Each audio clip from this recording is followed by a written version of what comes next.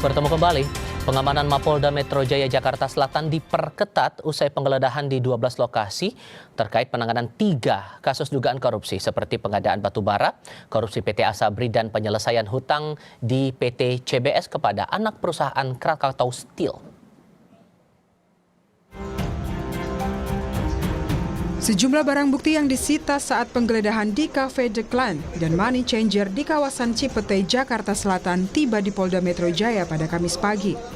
Saat penggeledahan, penyidik menyita uang senilai 67 miliar rupiah dan puluhan bukti dokumen serta perangkat elektronik.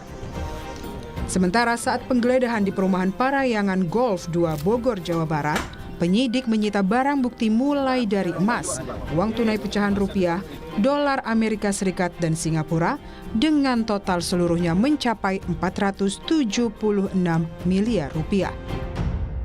Hasil penggeledahan rumah di Parayangan Golf 2 nomor 2 Bogor ditemukan brankas terkunci setelah dibuka berisi 7 koper.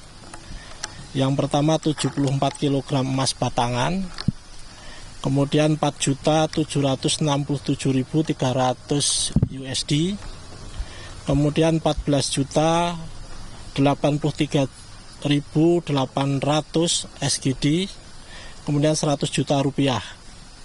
Estimasi total dalam rupiah senilai 476 miliar. Kemudian kita juga telah melakukan penyitaan beberapa dokumen-dokumen termasuk handphone, kemudian beberapa foto keluarga yang diduga pemilik rumah dan pemilik barang dalam brankas. Selanjutnya barang bukti akan kita lakukan penyitaan. Polisi menggeledah 12 lokasi yang berkaitan dengan 3 kasus berbeda, yakni kasus dugaan korupsi PLN, Asabri, dan Krakatau Steel. Kabid Humas Polda Metro Jaya Kombes Budi Hermanto menegaskan, pengusutan kasus ini menjadi atensi Presiden Prabowo Subianto. Tentang dugaan korupsi blackout batubara PLN, Asabri dan Krakatau Steel.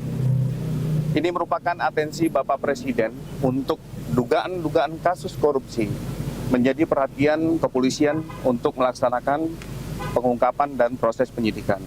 Rangkaian penggeledahan ini bagian dari proses penyidikan di dalam mencari, mengumpulkan barang bukti untuk pemenuhan dalam proses penyidikan. Sementara peneliti Pukat UGM Zainur Rohman menyatakan polisi harus segera mengumumkan tersangka atas kasus ini, serta menelusuri keterkaitan pemilik dari lokasi-lokasi yang digeledah. Nah, ini tentu sangat menarik ya, ketika kemudian penyidik Mabes Polri melakukan penggeledahan secara serentak di berbagai tempat. Kalau memang benar bahwa tempat-tempat tersebut dijadikan sebagai tempat penyimpanan hasil tindak pidana misalnya, tentu ini akan menarik karena akan dapat digunakan untuk pembuktian di dalam perkara pidananya. Nah, ini yang cukup menarik adalah sebenarnya tempat-tempat tersebut apakah memiliki keterkaitan gitu ya. Misalnya keterkaitan dari sisi pemilik gitu ya. Apakah dimiliki oleh orang yang sama atau oleh jejaring yang sama? Pada Kamis pagi, sejumlah personil Brimob ditempatkan di sejumlah titik, mulai dari pintu masuk Polda Metro Jaya hingga ke gedung Ditreskrimsus. Personel Brimob juga menggelar patroli keliling di wilayah Polda Metro Jaya untuk mengantisipasi hal-hal yang tak diinginkan. Tim Liputan, Kompas TV. Polisi sudah menggeledah banyak tempat sejak Rabu siang hingga Kamis pagi. Banyak barang bukti pula yang telah terkumpul, tapi hingga saat ini masih belum ada nama tersangka yang diumumkan terlibat dalam kasus dugaan korupsi di 3 kasus berbeda. Mari kita berdiskusi dengan para narasumber yang bergabung lewat sambungan dalam jaringan. Ada Komjen Pol Purnawirawan Ito Sumardi, Kabaris Polri periode 2009 hingga 2011, dan Bivitri Susanti, pengajar STH Jentera Institute. Mbak Bivit, selamat malam. Pak Ito, selamat pagi dengan Tifal di sini. Selamat malam. Selamat pagi, Mbak Tifa. Terima kasih semua sudah bergabung bersama kami, terutama Pak Ito yang masih bersedia bergabung bersama kami pagi ini dari luar negeri. Pak Ito, kalau melihat bukti-bukti yang sudah terkumpul, nilainya udah nggak main-main, Pak. 400 miliar lebih. Banyak bukti dalam bentuk emas, ada uang, ada dokumen. Tapi sampai sekarang belum juga diumumkan. Ini bagian dari strategi polisi atau sebetulnya masih ada tantangan juga dihadapi polisi untuk menguatkan bukti baru kemudian mengumumkan tersangkanya? Ya baik, Mas Tifal. Yang pertama secara normatif, ya. Secara normatif ini kan kita harus mengedepankan azas praduga tak bersalah atau presumption of innocence. Kemudian yang kedua juga kita harus menghormati due process of law. Bahwa terhadap tersangka itu harus mendapatkan proses hukum yang fair. Itu yang paling penting ya. Kemudian yang kedua, ada pertimbangan yuridis, kemudian juga teknis penyidikan, dan juga komunikasi ke publik ya dalam menyebutkan tersangka, calon tersangka. Kenapa demikian? Yang pertama adalah untuk menghindarkan error in persona. Karena kita tahu ada pra peradilan ya apabila kita salah menetapkan tersangka. Yang kedua mencegah tersangka ini mengamankan barang-barang bukti yang mungkin masih relevan. Ini kan bisa dilakukan yang bersangkutan. Kemudian dalam pasal 91 KUHP baru larangan penyidik untuk bagaimana misalnya menyampaikan kepada publik tersangka dengan kesan bahwa telah mengesankan adanya perbuatan praduga yang bersalah. Ya, ini dalam rangka perlindungan HAM.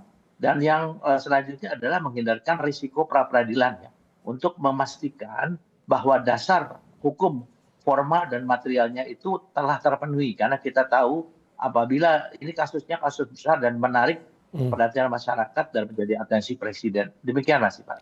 Kalau melihat sampai 12 titik yang digeledah, Pak, bisakah kemudian kita katakan ini berarti penyelidikannya sampai kemudian akhirnya menggeledah dalam kurun 2 hari terakhir ini sudah lama berjalannya? Sudah. Mas, ini kan sudah bukan proses penyelidikan lagi. Sudah masuk dalam proses penyidikan. Saya tentunya sudah berkoordinasi dengan adik-adik dari penyidik, dan mereka secara profesional tadi dengan pertimbangan-pertimbangan jangan sampai apa yang kita lakukan ini menjadi sia-sia karena ada salah administrasi ya. Kita semua tahu bahwa pra peradilan ini pun juga tentunya harus menjadi concern bagi para penyidik untuk betul-betul berhati-hati secara cermat. Ya terutama tadi masih banyak barang-barang bukti yang diduga relevan yang mungkin tentunya kita harus melakukan strategi untuk penyelidikan tadi ya dengan pertimbangan yuridis, teknis penyidikan ini yang kita lakukan saat ini, dan tentunya menyampaikan ke publik juga kita harus menghormati tadi dengan azas praduga tak bersalah maupun due process of law atau hak daripada seorang tersangka untuk mendapatkan proses hukum yang fair. Ini yang menjadi concern dari penyidik sampai saat ini. Karena pengembangannya kemungkinan besar masih bisa berkembang secara lebih luas lagi. Demikian Mas Tifa. Mbak Bivit, kalau Anda melihatnya harusnya tersangkanya sudah ada. Kalau dengan titik geledah yang sudah sebanyak itu, temuan barang-barangnya sudah sebanyak itu juga, emas 74 kilo kalau pakai konversi harga sekarang aja nilainya itu sudah 200 miliar lebih. Harusnya polisi sudah punya tersangka dong kalau begitu, atau punya pandangan lain di sini, Mbak? Tersangka saya kira ada atau tidak ada itu ada persoalan materialnya, ada persoalan formilnya. Maksud saya begini, dugaan bahwa ada orang yang melakukan perannya masing-masing dalam sebuah proses penyidikan yang saya pahami pasti sebenarnya sudah ada. Tapi penetapan tersangka di titik ini saya bisa bersetuju dan mengapresiasi kerja kepolisian, mengapresiasi apa yang disampaikan oleh Pak Ito, karena penetapan tersangka itu persoalan dalam KUHP yang juga harus dilakukan secara hati-hati. Apalagi yang kita hadapi. Mbak Bivit? Saya mau coba pastikan dulu. Oke, sorry Mbak Bivit, tadi sempat terputus sedikit. Boleh diulang lagi bagiannya tadi? Ya, mudah-mudahan bersambung ya. Jadi saya melihatnya berdasarkan KUHP, penetapan tersangka secara formil, apalagi itu memang sangat-sangat ada prosedur yang lebih ketat. Dan saya kira dengan situasi bahwa yang dihadapi adalah juga aparat penegak hukum, yaitu kejaksaan, saja harus ada kehati-hatian di situ. Jadi itu bisa saya pahami. Cuma begini Mas Tifal, peristiwa ini kan jadi sorotan kita semua karena ada hal-hal lainnya yang mengikuti. Ya, misalnya ternyata ada yang rumah yang dijaga oleh aparat TNI misalnya dan seterusnya. Nah sebenarnya itu yang jadi aspek. Mbak Bivit? Harus dijelaskan secara terang. Sudah sampai mana sebenarnya proses sampai dengan penetapan tersangka secara formil bisa dilakukan. Supaya kita tidak berspekulasi. Karena kok masuk bagian lain nih, ini ada seseorang yang mungkin menjadi tersangka dari pihak kejaksaan, ada kepolisian sebagai penyidiknya, tapi kalau ada TNI nih, nah ini kan suatu hal yang saya kira juga patut dijelaskan secara terang, barangkali oleh semua pihak yang terkait, apalagi kita juga paham tadi ada perhatian penuh dari Presiden, jadi publik berhak tahu apa sebenarnya yang sedang terjadi dengan kasus ini. Tapi kalau kemudian, sorry saya potong Mbak, tapi kalau kemudian kalau kata Pak Ito kasus ini sudah masuk tahap penyidikan, harusnya kan ada tersangka dong kalau begitu. Kalau menurut Anda ini bagian dari strategi makanya kemudian belum diumumkan dulu sekarang oleh polisi tersangkanya, atau ada hal lain nih Mbak menurut Anda? Ya memang ada aspek politiknya, itu yang tadi saya katakan. Bahwa hari ini mungkin ada pertemuan dengan Presiden, terus ada penjelasan dulu, dan seterusnya. Barangkali itu yang juga akan menimbulkan kehati-hatian. Karena memang tadi ya aspek teknisnya menurut KUHAP memang tidak serta-merta juga begitu ada penyidikan maka kemudian pasti sudah ada tersangka karena harus ada 2 alat bukti dan seterusnya itu di KUHAP jelas. Nah cuma buat saya yang menjadi pertanyaan besar adalah kenapa belum juga kita jadi berspekulasi jangan-jangan ada aspek politik yang lebih ketika misalnya ada situasi tadi TNI ikut kemudian Presiden yang saya dengar juga memanggil pihak-pihak terkait, dan seterusnya. Berarti ada aspek politiknya yang membuat penetapan tersangka belum bisa dilakukan. Tepatkah begitu Pak Ito bahwa ada aspek politik makanya kemudian tersangka belum diumumin sampai detik ini?